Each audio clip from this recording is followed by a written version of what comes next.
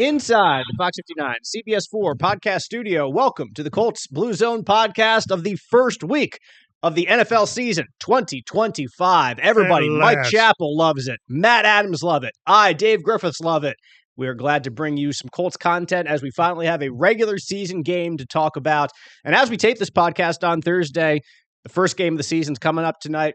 Eagles, Cowboys, one team that's good at football, one team that's good at making headlines. Should be a great start to the season. I bet Philly rolls them. That would be fantastic in my eyes. Absolutely fantastic. And they'll stop the run, and they will get no pressure on the quarterback. Yep. Jerry wants to stop the run. Okay, great. Go ahead. You do that. Stop the run, and we'll see what Jalen Hurts can do when he has 10 hours to throw the football, if he so chooses, to, A.J. Brown and Devontae Smith and Dallas Goedert and all the slew of pass catchers that they have there in Philadelphia. But anyway, we will certainly focus on the Colts Week 1 game against the Miami Dolphins playing at home inside Lucas Oil Stadium.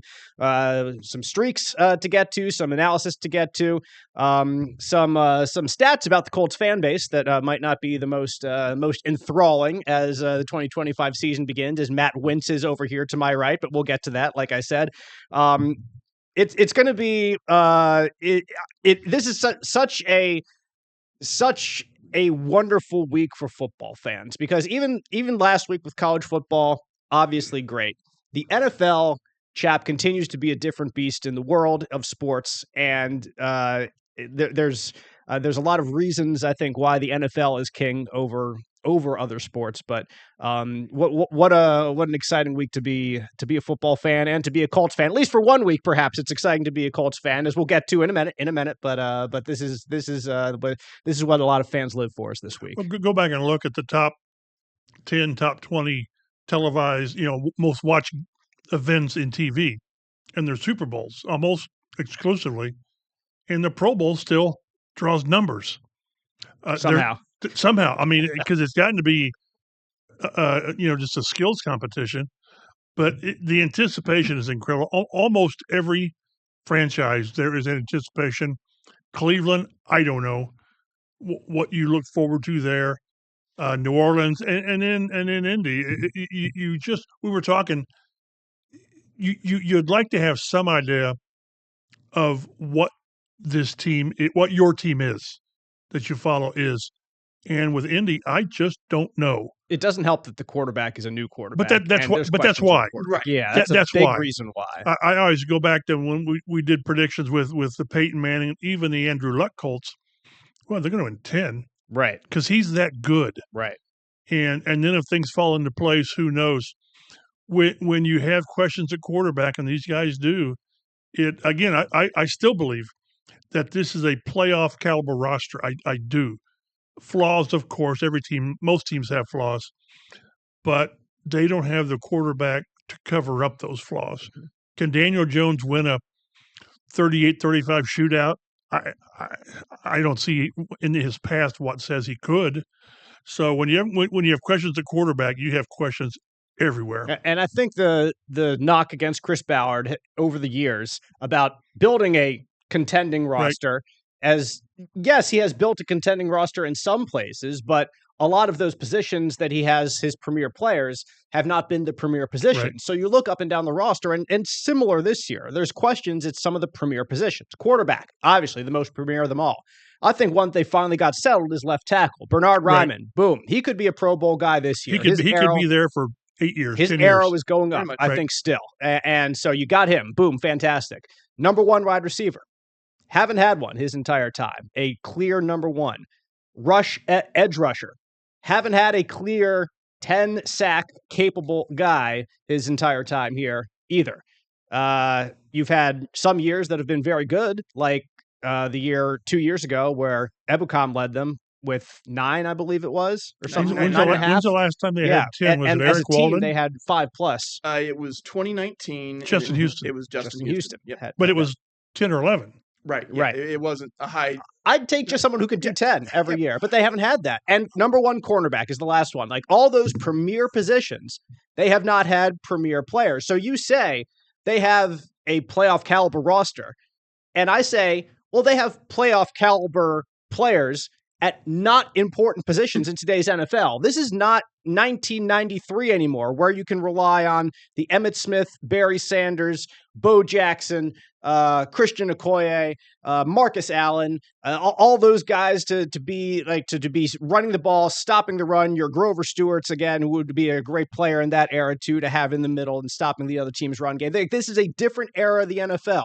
So I think the counter argument to what you're saying, that the Colts have a playoff caliber roster, is, well, they don't have them at the most important position. Right. So it's not a playoff caliber roster. They have great players at some positions that are, sure, they're important because they play. They're 1 of 11 in the NFL, but you don't have them locked up at the main spots. And this year, there are still questions at all those spots. Do you have some optimism in some of those spots? Sure. Is Laiatu Latu going to take the next step in his second year? He has to. He looks pretty darn good in the preseason so far. You can be optimistic. He is the most important player on defense. Cornerback, you went out and got Mooney Ward, who's a guy who was an all-pro just a couple of years ago. Last year, not as good as it has been in the past, but still not. For reasons, but no, you're right. But not terrible. And you literally went out and got a guy because you saw what you had was not working anymore. So you made a step in that direction. Good deal. Quarterback's still the most important of all. Wide receiver at number 1. I've harped on that too many times. I'm not going to do it again because I've done it on this podcast. I'm sure people are sick and tired of hearing about that, hearing about how I went to Syracuse, and hearing about how I think Carson Wentz was not the biggest problem in 2021. So we don't have to talk about any of those things, but we will just mention it now that is another position that there are still question marks on in this roster. If the Colts are going to make a playoff run, the rest of their roster has to be good enough to overcome their deficiencies at the most important positions on the football field. And I'm not sure that's the case. I don't think, again, Latu has got to be, he's got to take that jump this year. I'm going to write about that later today. With all the additions that they brought in, Mooney and Bynum and even Xavier Howard late, the draft picks, it's on Latu. He has to be the guy that comes away at the end of the season with, 12, 13 sacks. He has to be. And your best pass rusher cannot be DeForest Buckner. That just doesn't work. Great for Buck. But that's why I say I like pieces that are in place. But yeah, a couple of them have to prove it. I don't think, to me, Bernie has to prove anything. I think he's your left tackle. Signing him was a no-brainer. The offensive line, I still have questions about starting 2 new guys, second-year guys, and getting Braden Smith back. And we know, while it's great to have Braden back, he's had injury issues finishing seasons. So, but I do think that if the quarterback can be competent, and that's such, to me, a slap in the face to be competent. But when we talked to Shane Steichen the other day, everything he said was game manager. Without using those words, that's what he was talking about. Find completions, move the chains, stay out of bad plays, don't make bad plays worse. I wish from watching every practice and literally every pass at training camp, I could remember 3 or 4 that Jones threw that I thought, that's pretty good. Mm-hmm. I just didn't see it. So there's no question. When we get around to doing our predictions, it's going to be hard because if the quarterback works, they've got a chance. If either quarterback doesn't work, I see 4 or 5 wins. So it's just going to be interesting. You know what would be nice for that final prediction of the year is if you could get off to a good start.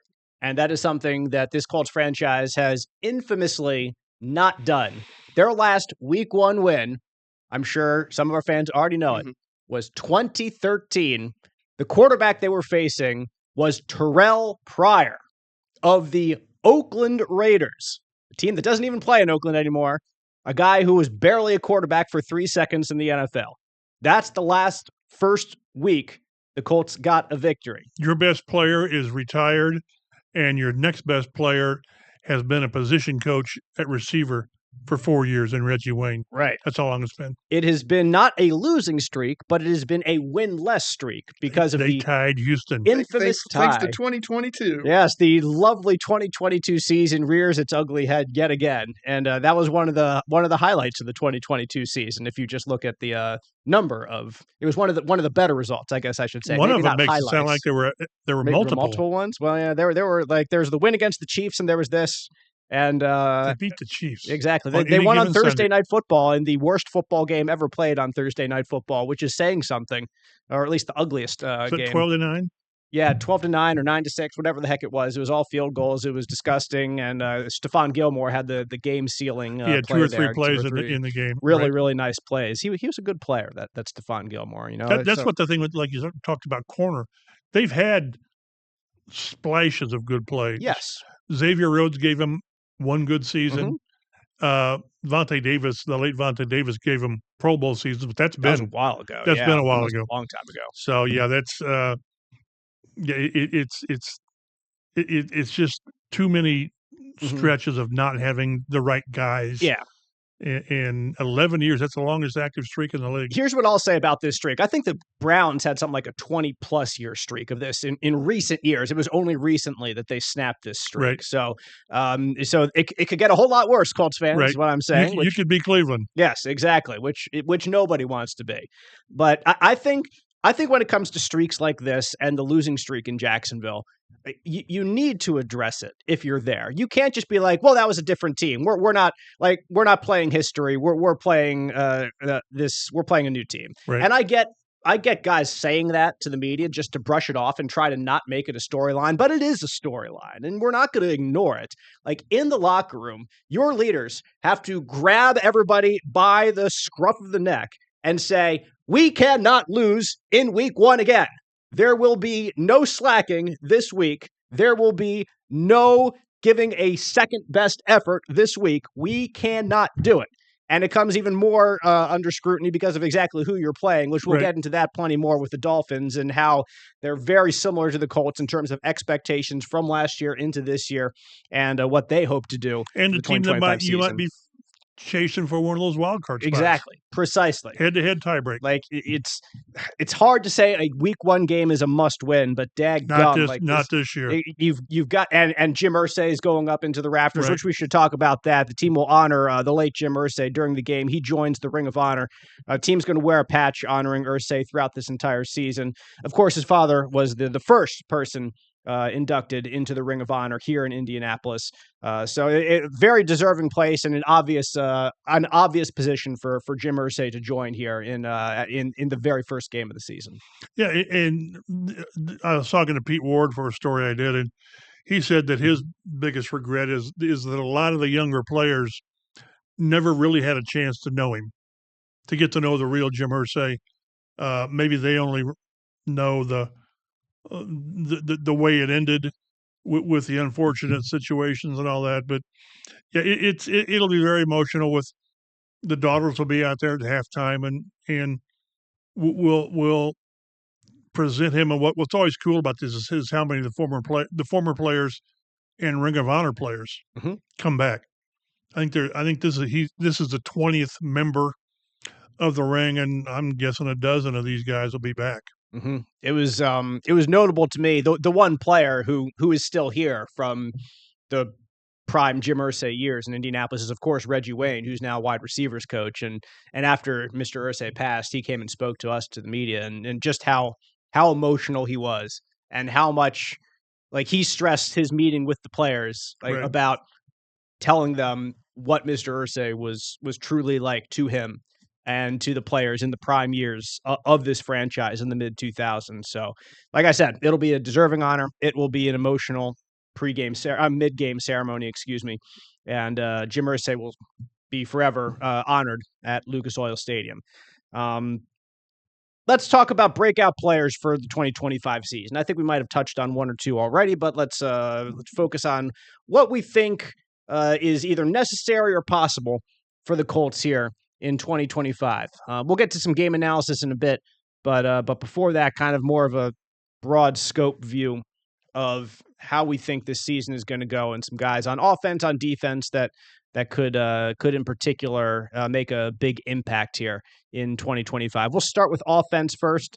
I'll go, and then Chap, and then Matt can go and start the snake back the other way, the snake draft here, if you will. But on offense, I think a lot of attention is on Tyler Warren right now. I'm not going to go with him, even though, sure, he could have a great year. But I think Josh Downs is maybe a little bit under the radar right now in terms of players for this Colts team. Jonathan Taylor is obviously going to be a focal point of the offense. They're going to get Tyler Warren involved, but Josh Downs, entering his third year now in the NFL, should be ready to take the next step in his career. That's what happened to Alec Pierce last year, taking a significant step in year 3. And I think Downs is a heck of a player. I really do. He gets open, and also he kind of aligns better with the quarterback, I think, Daniel Jones, and his strength, right, than he aligns with Anthony Richardson and his strength. And I think Downs is primed to have a very good year, and at kind of taking some production away from Michael Pittman, even with kind of on a day-to-day or game-to-game rather basis. But I think Downs is in the mix to catch 80, 85 balls, have 5 touchdowns. And I think those stats would be a breakout year for him. So I like Josh Downs as my breakout offensive player this year. I was going to go that way, except for the fact that for a breakout player, he's already had the most catches in the first 2 seasons in franchise history. That's true. More than the guy from Syracuse. The other guy, right? That Marvin guy. Right. But and I agree with you. He Jones is his kind of quarterback. Rhythm throws, catch and run, which with AR you just didn't get that. Didn't get it consistently. You didn't get that. I'm going to go with Warren because he's such a piece that has been missing. We always say go back to Jack Doyle, but that's really not fair because Warren needs to do so much more than Jack did from a production standpoint. You're not going to get Jack's blocking and always doing the right things, but I'm going to go back and look at what's the most receptions in production by a rookie tight end. Whether it goes back to Kobe Fleener, I don't know where it goes, but they haven't had that guy to threaten the middle of the field. They haven't, and we haven't seen. We haven't scratched the surface on how they might use Warren in different roles. And one thing that's going to be interesting, I think, is that how he was used in college, short yardage and goal line in the backfield a lot as a runner and all this. And I didn't think that was going to be the case if Richardson is your quarterback, because that's sort of what Richardson did. Right. Richardson, not so much with Jones. Right. Although Jones is a better runner than people give him credit for. Just as long as he doesn't trip over the 10-yard line. I saw that highlight the other day again. I'm thinking that's his career. Yeah. But Warren needs to have a good season, whatever the word good is. I always say, give me, 39 and 467 is what the group gave him last year. He'll catch 50 balls. He will. Mm-hmm. And he will make the rest of the offense go because he will command the middle of the field. Give me 50 balls and 600 yards. Pretty good stats. Just like a quarterback, give me 27 and 7. You'll be that'll be pretty good. Matt, how about you go? Well, I was going to say Tyler Warren. Yeah. I was also going to say Josh Downs. Those are kind of obvious choices. So, you know? Yeah, they're obvious choices. So I'm going to say, he's a second-year guy. He's the other guy in the wide receiver room that we talk about a lot, but we don't really talk about him a lot, and that would be A.D. Mitchell. And I just think because of the amount of athleticism there's a lot of potential there for him to, we've seen it in training camp, right? We've seen a little bit more in preseason this year. And it's just is there going to be enough oxygen in that offense for him? Because you are going to have Warren there. He's going to take a lot of gravity from it. And then you've got Downs, and Michael Pittman's going to get his. You're going to take deep shots with Pierce. Will Mitchell be able to get on the field enough to be able to make a difference? That'll be the big question, but that is why I'm going to go ahead and take him as just so that it's not the same answer as the rest of the I like the way you put it, like asking, is there going to be enough oxygen in the offense? I think that's the biggest question for A.D. Mitchell, because I think he's going to be better than he was last year. Sure. It's hard for him to be worse than he was last year. Well, that's true. It's a low bar. Direct. Low bar to clear. It was not a pretty first year for A.D. Mitchell in terms of the final result.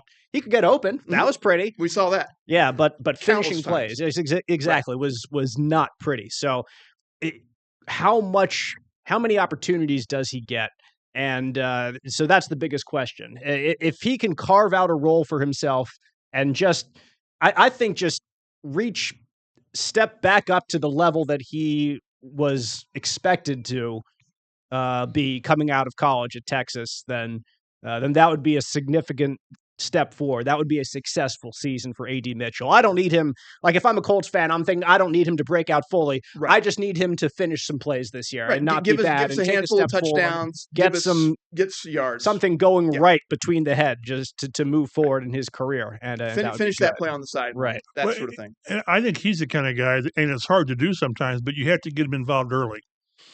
That is hard to do. Yeah. I really think he's a guy that if you don't go to him early in a game, he's sort of, I don't say loses interest or what it is.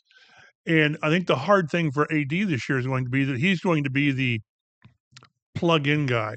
Mm-hmm. If Pittman's out, then he goes over where Pitt is. If Downs is out, I don't know if Mitchell's a slot guy, but with Pierce, it's going to be that he'll get reps when those guys are hurt. I've seen some people think he's going to have a great year numbers-wise, and I just don't see how that's possible, barring injuries at the position. But we've seen a better AD Mitchell. I need to see it starting on Sunday when it matters. See it when the games count. We've seen these great training. He had he and Pierce had great training camps last year. They did, and then Mitchell couldn't carry it through. But they need Mitchell to be there when they need him, and I hope I think part of the problem last year was immaturity. Mm-hmm. I really do. Hopefully he's grown like that. So, but he could have a much better season in the numbers overall, not reflect that. Matt, your breakout player on the defensive side of the ball for 2025. Well, this one's easy for me, and since I get to go first, I'm just going to say Latu. We already talked about him, but he's going to have such a tremendous impact on what this defense is going to be. We do think they're going to be a little bit better on the back end, and that should really help the outside rushers. We saw Latu last season, just a half a step away, just a microsecond away from getting the quarterback. He might have led the league in near misses. Yeah, it was that kind of season for him. And there was enough potential there. He finished with 4 sacks, I think, last year. I believe so. We talked about how Jared Verse was the defensive rookie of the year. And really, when you look at their numbers side by side on pressures and that sort of thing, there's very much some similarities there. But Verse was able to finish a few more than Latu was, especially in the sack category. And then when he did it, it was in the high-profile situations, too, in the playoffs, which people definitely noticed, whereas the Colts were, at home at that point. So, but listen, the Colts got what they said was the best defensive player in the draft that year. They got their pick of anybody on the defensive board because all the other players were offense. This is the guy that they wanted. They need him to produce in order to for this defense to come together this year. And I'm talking, 12, 13 double-digit sacks, and when it's 3rd and long, boom, there's your closer. Chap, what do you got for a breakout defensive player? Well, it's a lot to, but since he's taken, since Matt stole that, I'm going to go sort of off the board here and go JT Tuimoloau. Right. I think breakout's not the right word, I don't think, but I think he's going to have a stronger impact than what a lot of people think. He's he is the younger Tyquan Lewis. I think he gives you versatility, and I think he's going to play the rotation, and he's going to have he will be quality over quantity. I don't think he'll be out there 40, 50% of the time, but I think he's going to make a difference. Latu's the one. Latu, again, you bring in Ward, you bring in Bynum, all these guys. Latu's got to give you he's got to be the catalyst. I'll go JTT just to be different. Yeah, he's the one that needs to be in order for the Colts defense to get where it needs to go. To be fair, he's not getting a lot of buzz. Like, he's kind of a forgotten man in the defense, and that is a perfect role for a second-round pick when you need contribution from that position. Yep. If you rely on guys too much, maybe you get an AD Mitchell situation. Like, you don't want that. You want a guy to come in and feel comfortable in his role. And, well, Mitchell is just famously the one who didn't last year. So I'll look to the secondary then, because I don't think linebacker is a place to pick out breakout players for this year. And I'm kind of torn between a couple of them. Daniel Scott has been making a couple nice plays in preseason, but just a couple. I mean, I'm not looking at him thinking that he had a breakout preseason. But I think after this year, like, he will have made some plays from time to time. I don't know if I would pick Nick Cross as a breakout player. Like, I just don't think he's going to be have the opportunity to do it, if that makes any sense. I think the what's it called? The plays funnel elsewhere in this defense. So I think I'm going to go with Daniel Scott, I guess, because, well, the last 2 years he's done nothing because he's been hurt the entire year. So I think he's going to have certainly a little bit more of a role, but he's going to have more of a role. He's going to have some good playmaking ability in the secondary. I'm not saying he's going to have 5 interceptions or anything like that, because he's not going to play that much. But I think when he's on the field, I think he's going to be noticeable. No, he's kind of set up in a position where, like we talked about Hunter Wohler a little bit earlier here. He's kind of taken over that role a little bit. So you might see him in some different looks and that sort of thing, and he might be able to have an impact that maybe you wouldn't necessarily expect going into the season. Mm-hmm. We'll see heavier contributions from him early on special teams. Yeah. You're watching the Colts Blue Zone Podcast on Fox 59 now. We'll get to the biggest weakness for 2025, or concerns, I think might be a better word for it. Just your concern on the offense or on the defensive side of the ball before we dive into this matchup with the Dolphins coming up here. So, Matt, why don't you go first with offense, and then we'll go around to me, and then we'll go back around with defense again, kind of the other way. So, Matt, your biggest concern for the 2025 season on the offensive side of the ball? Well, you see a lot of things with the Colts and having a really good, solid offensive line going into the season this year. And I do think that they do have tremendous players in 3 out of the 5 spots that we know are there. You do have some health concerns, not really with Bernie and Quentin, but a little bit with Braden Smith there on the right side. But the other 2 guys are going to be second-year players, in Tanner Bortolini and Matt Gonzalez. And Bortolini's replacing a longtime center, Ryan Kelly, and those are tough shoes to fill. Gonzalez is really more of a swing tackle guy that they're kind of slotting into that interior spot. So 40% of the offensive line is new, is basically what I'm saying there. They're young guys. The team actually believed in them because they've spent draft picks on both of them, with them sort of being heir apparents within what the system that the teams run is.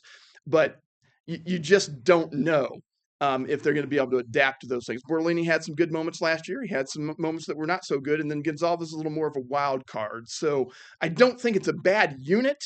I'm not saying that it is, but it's a little more of a question mark than I would have had maybe, 3 or 4 seasons ago, when we knew that up and down that line, the Colts were rock solid. The thing about offensive line is you can have 4 great players, and if you have one that's just kind of then the offensive line is kind of because the defensive line can just attack at that one position. They could stunt, they could bull rush, they could just work it so that one weakness is exploited in some way. Chap, what do you think about your concern for the offense in 2025? Well, my concern is quarterback, and I'm just not going to harp on that more and more because it is. We've talked about it. I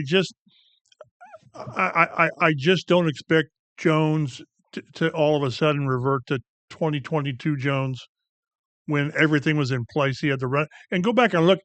To me, what the Colts want to do with Jones is replicate 2022, where they had Barkley was 1,300 yards and whether they had 7 or 10 touchdowns, whatever it was. Now, what was missing is I was looking. Jones has never had a receiver with 800 yards receiving.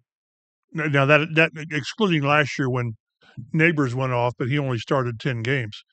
But we've beat the quarterback to death, and offensive line is my other one. It just is. Again, Pro Football Focus had him like the number 5 offensive line preseason. I'm thinking, based on what? Yeah, and again, it's not that it's a bad unit. It's just like there are concerns here that maybe I wouldn't have had if Ryan Kelly and Will Fries. Well, they put Gonzalez out there in the 3rd preseason game, right? Because he needed more work. Does that tell you something? Yes, it tells you they are concerned about it. And to take it a step further, then with the offensive line.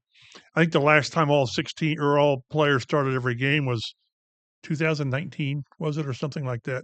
People are going to get hurt, and right now your swing tackle is Jalen Travis, A fourth round rookie. Fourth round rookie, I think it is. He went into the fourth round for a reason. Right. Correct. And considered a really raw guy. Yes. When Right. they But got him. and Ballard spoke highly of him as you expect him to in our preseason gathering. And even interior, you've got Danny Penner's your backup center, and probably your backup guard. Probably him or Dalton Tucker. So that's a concern. It is a concern, and all these plans can go so off kilter if the offensive line isn't solid. I'm not saying great, but be solid. Again, Jones has been sacked 206 times in his career. That's third most in the last 6 years. Saying his sack percentage has only gone up since he was a rookie. Right. Yeah. I think those are probably the two biggest concerns. I will. Can you find another one? Yeah, I'll talk about wide receiver because, like I've said many times, I think that they could put Justin Jefferson in that room, and then you'd be mad because the number 3 wasn't any good. No, I don't think so. I think my concern has always been the lack of a number 1, and I want to look at 2 teams in particular that kind of explain how I come to my conclusion that they need a number 1 receiver. You look at the early 2000s Panthers led by Jake Delhomme. They were a pretty good team, and they made a Super Bowl as well. Was Jake Delhomme a great quarterback? No. Jake Delhomme was not a great quarterback. Who did he have? Steve Smith on his team. Steve Smith, a pretty darn good receiver. He could elevate the play of an average quarterback, and they even got to a Super Bowl. Mushin Muhammad on the other side, pretty good receiver too. Yeah, Greg Olson, pretty good tight end. I think it was even before. That's more like Wesley Wall's era, that era. So a decent tight end for him too. But if you have a number 1 wide receiver, that elevates the play of everyone else around you. Would you rather have Michael Pittman be your 2? Yes. And have Justin Jefferson be your 100%. So that team, and then also the Bengals led by Andy Dalton. Andy Dalton, great quarterback? No, not a great quarterback, a good quarterback. But who do you have? Chad Johnson. Chad Ochocinco, ladies and gentlemen, and TJ Hushmanzetta, their number 2. If you want TJ Hushmanzetta to be your number 1, I think he's very comparable with Michael Pittman, like the exact comparable, like a very good wide receiver, reliable, strong hands, physical guy, imposing.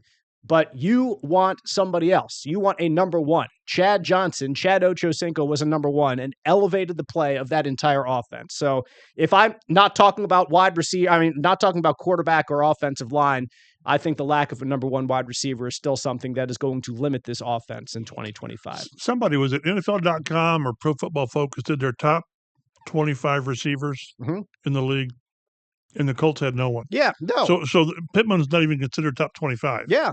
So, there are by definition 32 number 1s in the NFL, and some teams have a couple. Exactly. You look at the Eagles that we mentioned earlier. You have Devontae Smith and you have A.J. Brown.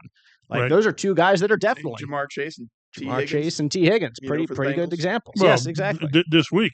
Yeah, you might say Tyreek Hill and Jalen Waddle. Yeah, I mean, those are 3 right off the top of your head right there. That all guys that are viewed as number 1 guys. So I don't know whether this is just a case that Chris Ballard doesn't consider that a premium position. What does that say about him? If he doesn't consider number 1 wide receiver premium in today's NFL. Right. Well, he puts it below pass rusher, I would think, and left tackle. Oh, I agree. Yes. But he has invested like second round picks, and what was Downs the third? I think Downs was the third. So, but they just haven't done that big pick for the guy. Although I'll keep bringing up, and I don't mean to be defending Chris Ballard, but they made a strong push to get Malik Neighbors. Yeah. Last year, and it didn't work. So, but yeah, I like this. I still think this is the best group they've had in the last 15 years. But it lacks the guy. And it's just, it does make it so much easier when you've got a guy that the preparation of that week, the defensive coordinator says, man, we got to pay attention to this guy. I don't know if the Colts have that guy at all. If it is, it's probably Josh Downs.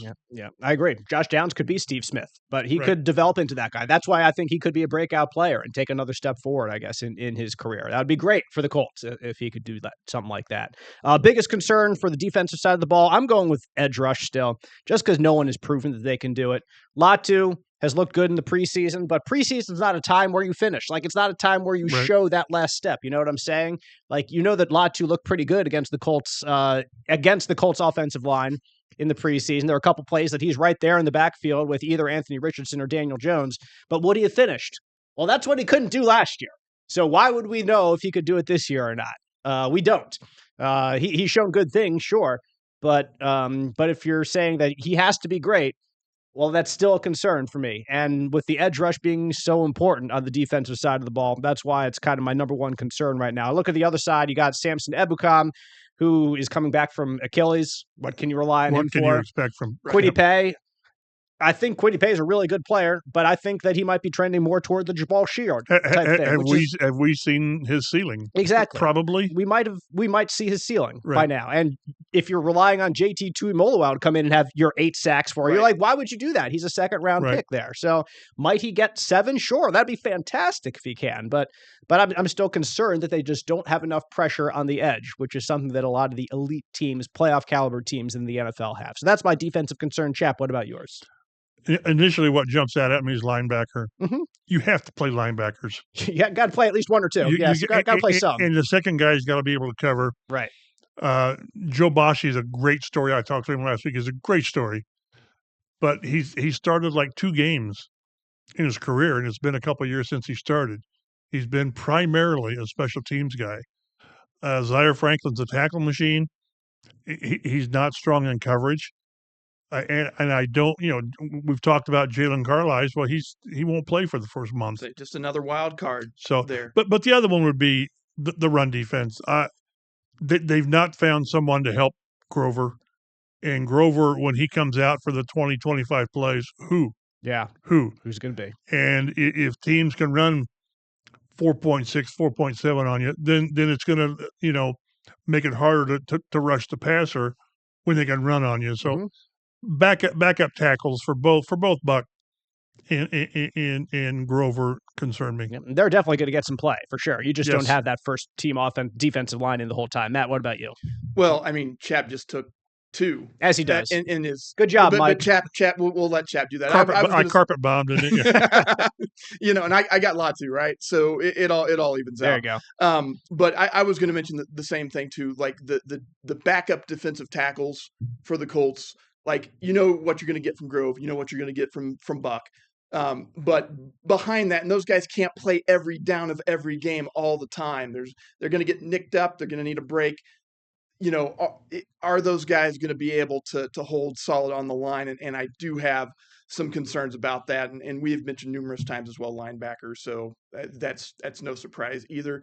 I think secondary wise, it's a big question mark to me on Xavier Howard. They just had so many guys get injured. He comes in 2 days later, he's with the starters. Right, and he's already the number 1 guy on the depth chart. If Wally doesn't get hurt, Xavier Howard is not here. Nope, exactly. And so, that gives me a little bit of pause just because they keep, at one point, I mean, you guys listen to on the podcast, we thought we were looking pretty good in the secondary, right? And then everybody got hurt, and now it's Xavier Howard, and again, a fine player. But he's also 32. Is he going to be able to keep up with guys like Tyreek Hill? Yeah, and he didn't play last year. Is he going to be able to keep up with the Tyreek Hills and the Jalen Waddles of the world? Right. I have some questions about that. And there's no throwing it into the shallow end and then before you get into the deep end. It's the deep end right away because they get the Miami Dolphins. Top line offensive players there. Some really, really good skill players on this team and a quarterback who does not throw incompletions all that often. Dolphins. He's a 70% guy, isn't he? He is. Yes, he had 8 games in a row last year where he completed 70% or more of his passes, which tied an NFL record. I know that Joe Montana was one of the other players, but I forget the second one who it was. But there's another Drew Brees, one. I don't know. It might have been. I don't know. It was in the Dolphins game notes this year. But Tua last year was so crucial to their success. Like he didn't play in the game against the Colts here at Lucas Oil Stadium. Huntley and Tim Boyle? Yeah, I think. I can't remember. It was somebody like that. Yes. Tyler Huntley and somebody else. That tells you what you need to know. Because you come out of the game, well, you held Waddle and Tyreek Hill did nothing. Exactly. Well, but look, they threw the ball 13 times. That was the problem. Exactly. That tells you what you need to know about the 2024 Dolphins season. And the way they closed the year, they finished 8-9, just out of the playoffs, same record as the Colts. They won 6 of their last 8 games. Like, they had a terrible start to the year because Tua was hurt. And they had some injuries in other places. Like Tyreek Hill was not 100% last year. Devon Achane, their running back, I don't think was 100% the entire year last year. They had problems with their best players and their most important players. But when that happens, like you typically have teams that finish 6-11, 5-12, or whatever it is now, 5-13, I guess it would be 6-12. 5-13. No, 5-13. No, yeah, exactly. No, I was right the first time. I hate 17 games. I know, me too. I'm still not used to it after however many years. 5-12. Yeah, exactly. Yeah. But thank you. But they finished one game out of the playoffs, even with so many injuries in the most important positions. And then on defense too, like they had Bradley Chubb, who was hurt for most of the year. They had Jalen Phillips, who was their number 1 pick a couple years ago, who got knocked out for all but 4 games of the season. Yeah, so I think he had an Achilles injury. I think the previous season came back and he got injured in week 4 of last year. Right. Brutal. Just bad luck. So their best players were all hurt last year, and they still finished 8-9, for crying out loud. Like, that's a team that should come into this year, assuming they're healthy, with massive expectations. And they had a head coach who was viewed as like the next big thing in terms of NFL offenses. He was Ben Johnson before Ben Johnson. Mike McDaniel, head coach of the Miami Dolphins, and his run game was just so unique, the way he drew up plays. I remember listening to guys on NFL Network or ESPN on Monday morning, like watching them break down how the Dolphins were running the football and how it was these really unique schemes to get Devon Achane a clear running lane or somebody else, whoever it might have been. But it still, again, relies on the quarterback. And Tua Tagovailoa is a really good player. In his 11 games he played last season, completed 73% of his passes, threw for 2,800 yards, 19 touchdowns, 7 interceptions. He's a guy, Chap, that I think that Colts fans would love to have a guy who completes 73% of his passes because, I mean, heck, there's no one else in the NFL really does that, but certainly they didn't have that last year here in Indianapolis. Yeah, I don't think Peyton did that much, if at all. Exactly. So, yeah, and I think with the way they play offense, it may be hard for like Latu to get off to a great start because they do throw the ball quick. Yep. And get rid of it. Get it into your playmakers' hands. Right. That's what they're there for. That's why this is going to be such a cool opening because there's so many questions. And defensively, how will you match up with all the guys they brought in with the team that is chock full of difference-making skill players? And this game still is all about shock plays and taking advantage of defensive lapses.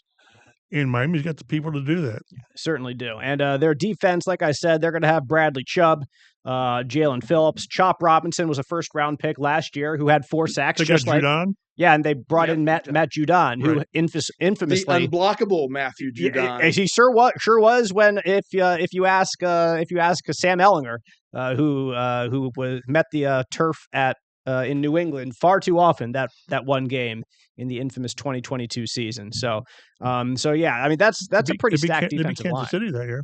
They did beat Kansas City that year, but that's a pretty stacked defensive line the Miami Dolphins had. The Dolphins were top 5 in the NFL in defense last year. Now they have a reworked secondary. Like they have a lot of different players kind of moving in, but they brought in, kind of like the Colts, bringing in Mooney Ward, a all-pro guy. They brought in Minkah Fitzpatrick, an all-pro level guy at safety. What is he, 32-ish? I believe he's getting up there. But you could also play safety longer in the NFL than you can play corner. So you can ask Xavier Howard. No, do you still have it? Do you like? And that's not a ridiculous question. And Minkah Fitzpatrick, it's a little bit more on the ridiculous scale. I wouldn't put it too crazy, but you can still ask him at 32. Hey, do you think you can still hang? But it's 28 years old actually, according to the Wikipedia. Well, then he's got miles left. Right. In it just feels like he's played forever. Right. It really has. But he was born in '96, November of '96. He had a pick 6 against the Colts and who was the quarterback in the Pittsburgh game? Yeah, Hoyer. It was Brian Hoyer. He came in And boom, then that play. They had a touchdown. He took him to a touchdown, and the next time they got down there, next time it was take it the other way. Minka, and that was that was a backbreaker play in that game. Right. At Old Heinz Field, which is not called that anymore, but it will always be Heinz Field or Three Rivers Stadium. Right. Whatever. It'll never be anything else there in Pittsburgh. And you can't ignore Zach Seiler, their defensive tackle. He's had 10 sacks each of the past 2 years. So I mean that's more than defensive tackle. Again. Yes, tackle in the middle, pressure which up is what the you middle. said. I just wanted to emphasize. Yes, you don't get a lot of defensive tackles that get 10 sacks. No, Buckner hasn't done that, right. and we sing his praises here all the time. Talk about how important he is to the Colts defense. Zach Seiler has been fantastic for the Miami Dolphins the past 2 years in the center of that line. So there's a lot of guys here that scare me. I mean, they lost Jonnu Smith, really good tight end. They lost Jalen Ramsey, one of the best cornerbacks in the league. They lost Javon Holland. He's a pretty darn good safety, but they brought in a pretty darn good safety in return, again, in Minka Fitzpatrick. So they replaced him. Jalen Ramsey is going to be a big loss for sure. They added Fitzpatrick. They added Judon. They added Darren Waller, who hasn't played in a he came out of retirement to come and play for the Dolphins. And he's also been hurt. He didn't practice in their first practice of the week on Wednesday. Thursday stuff will come out eventually, but we're taping this on Thursday, so we don't get that right now. Something to look at least. But if you're the Dolphins, you're much more concerned with the health of a Tyreek Hill and Jalen Waddle and Devon Achane. All those guys more so than you are Darren Waller right now. So I think there's a lot of guys that scare you, Chap, on this team. And the Colts are going to have to be ready week one for some top-end talent at some important positions. And again, we'll see how. Remember when they brought in Mooney Ward, he gives Anarumo the opportunity to shadow a receiver. So they put him on Tyreek Hill and just say wherever he goes. Yeah. And Xavier Howard will be tested. Don't you find a way to see what he's got? Oh, absolutely. If I'm the Dolphins, I want to see, okay, you were out for a year. Yeah, can you keep up with us? Right. So, and again, that's another one of those question marks that you've mentioned that I can't think of the last time the Colts signed a guy who didn't play the year before, and 2 days later, he's your starter. Yeah. Boom. So I've got right here Tyreek Hill's week one stats. This is via StatMuse. Really great website for finding some specific stats. But every week one game of his 9-year career here, he has scored a touchdown in 7 of those 9 games in week one, including his first year where he had 1 catch for 9 yards. It was a touchdown. Exactly. Wow. But after that, let's see. He has had, starting from last year, he had 7 catches for 130 yards and a touchdown. And last year, he did not have a good year. Before that, everyone's viewing him as the number one player. He was voted number one player in the NFL 100. And that was after the 2023 season. The 23 season, week one, he had 11 catches for 215 yards and 2 touchdowns. 2022, 8 catches, 94 yards. 21, 11 catches, 197 yards, a touchdown. 2020, 5 catches, 46 yards, a touchdown. 2019, not his best year, 2 catches, 16 yards. Before that, 2018, 8 catches, 169 yards, 2 touchdowns. 2017, 7 catches, 133 yards, 1 touchdown. This is ridiculous what this guy does year after year in week one.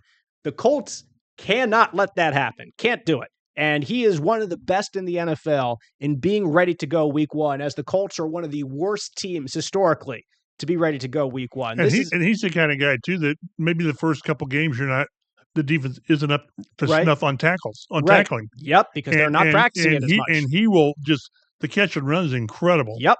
I completely agree. So he is such an X factor in this game if he's healthy, which I believe he's been practicing. I think it's an oblique with him. I think that's oblique and calf is what I okay, saw. so double whammy there. But that's what he's dealing with. But nevertheless, he's sure seems to be okay. And the funny thing about Tyreek actually is, like, somebody asked him about Xavier Howard facing him and what the battles were like with him in camp. And he actually mentioned that he knows, like, all of the Colts' top 3 corners really well. Like Xavier Howard, he was with him in Miami. Mooney Ward, he was with him in Kansas City. Kenny Moore, he played against Kenny Moore back in high school. He was at Coffee High School back in South Georgia. Kenny Moore played at Lowndes County High School in South Georgia. So he knows all of these cornerbacks. He's played them before. He knows them well. So, like, I'm saying Tyreek Hill is primed for a big game here in week 1 unless the Colts can lock him down. And it's going to be a very difficult thing to do against a guy that's been one of the best in the NFL over the past couple of years when he's healthy, and particularly one of the best in the NFL in week 1. Well, he's the kind of guy that you lock him down for 55 plays. And then he only got 3 plays on it. Yeah, but he went for 150. Exactly. And ran behind you with the peace sign. Like, see you later. Right. Like, that's what you don't want to see at Lucas Oil Stadium in week 1 is Tyreek Hill going down the sideline, looking backwards, flashing this, just because he's faster than you and he's better than you. And he's done it so often in the NFL. The Colts have 1 injury listed in Wednesday's injury report. That was Tyler Goodson. He was limited in practice with an elbow injury. Our intrepid photographer reporter, Brett Bensley, saying that Goodson was out there again on Thursday on the field. So that's a good sign that he's there too. Kicker Jason Sanders for the Dolphins is on injured reserve. Riley Patterson is a rookie on the practice squad that's going to handle their kicking duties. So that could be an important I thought so too. Inclusion, that their kicker is not the guy they want out there, not the guy they would choose. The Dolphins have 12 players that were listed on their injury report. Devon Achane has a calf. He was limited. Tyreek Hill, oblique calf. Thank you, Matt, for putting this down here for sure. Limited there as well. Let's get to our predictions, and then perhaps the final note there that we can end on, a great note for Colts fans. But I'll go first, then Chap, then Matt. I'm perhaps, as you have noticed in the past 5-10 minutes, pretty bullish on Tyreek Hill for reasons that I have outlined. And if the Colts can shut him down, if Mooney Ward is able to do that, then fantastic. But there's a lot of cornerbacks who have not been able to do that in recent years, so I'm not betting that that's going to change. I'm not betting that the Colts streak is going to change. You bet on streaks continue, and that there's a reason why they have happened.